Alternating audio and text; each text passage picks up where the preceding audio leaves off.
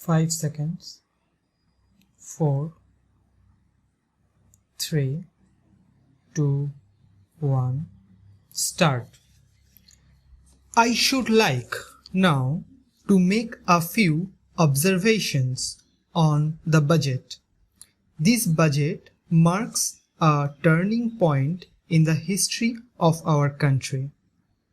It is no use attempting, as some of my friends have done, either to depreciate the budget very strongly or to suggest that we are not witnessing a new revolution in our methods of financial training and technique.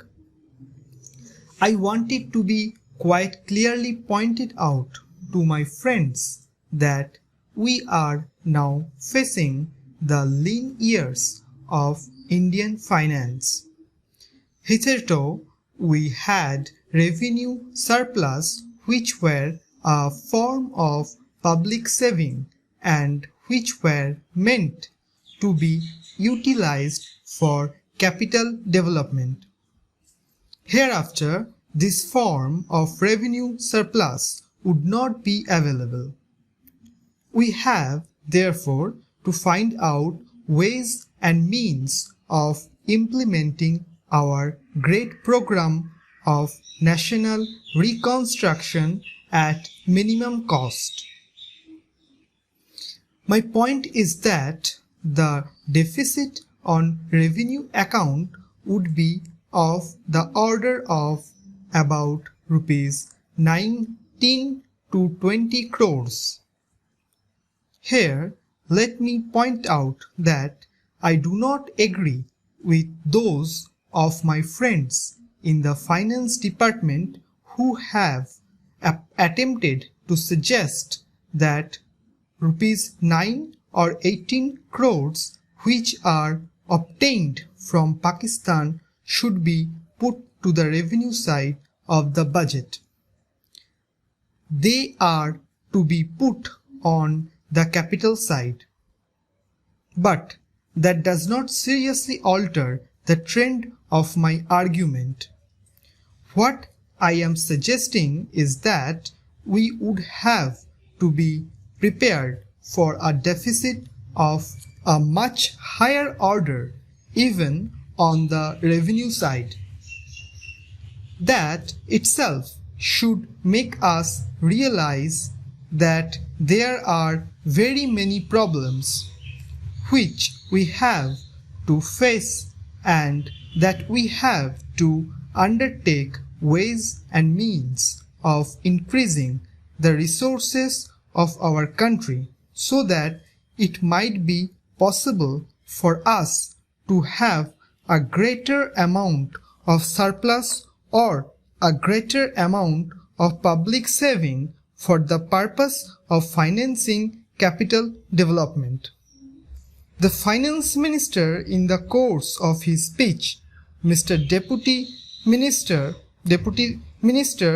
pointed out that the deficit during the past 2 years were of order of rupees 83 crores.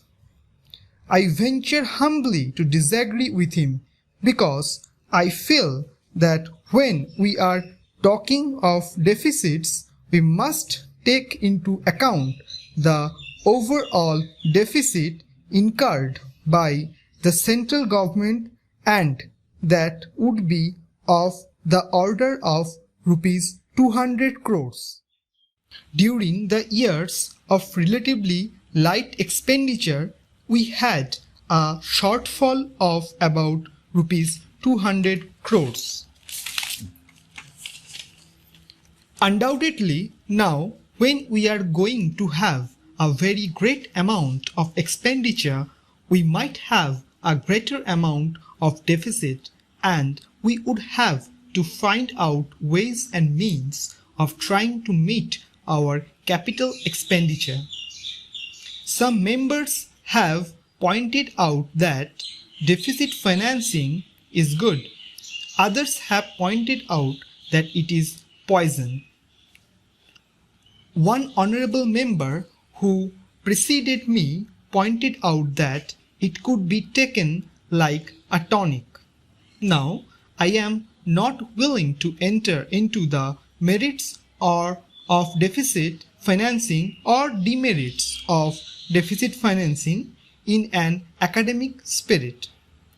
The time has now come when we should face realities. I do suggest that we have to indulge in deficit financing because without indulging in deficit financing, it would not be possible for us to indulge in capital expenditure on such a large scale. But when we are talking of the scope of deficit financing, I would like to place before the House and the Finance Minister the two great limitations which face us. The first limitation that faces us is that concerning the internal price level. The Honorable Finance Minister referred to the cost of living. He said that he was going to keep a watch over the cost of living so that it may not shoot up within a short period and make a mess of the plans of capital development.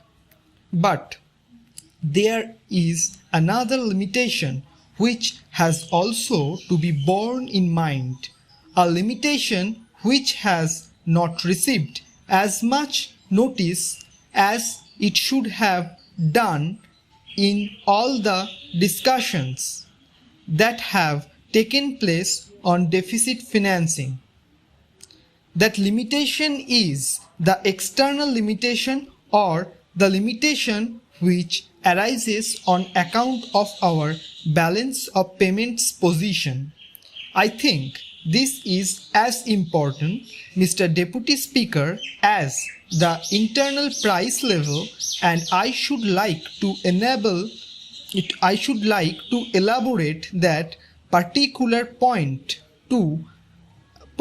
a bit more because I feel that a time will shortly arrive when we might have either to reconsider our policy or might even have to leave the Sterling Club of which we are a member. The second serious limitation is also serious as the first.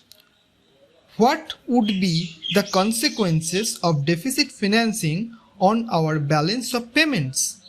The Finance Minister in his budget speech points out that so far as the balance of payment position is concerned, they have now, whether it is by accident or design, a favorable balance, and they have contributed about rupees 63 crores to the dollar pool during the past 6 months. But the moment we indulge in deficit financing, we have to be prepared for worsening of our balance of payments.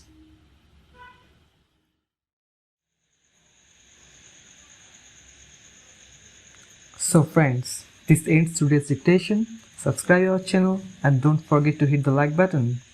Wish you all the best from 10 minutes.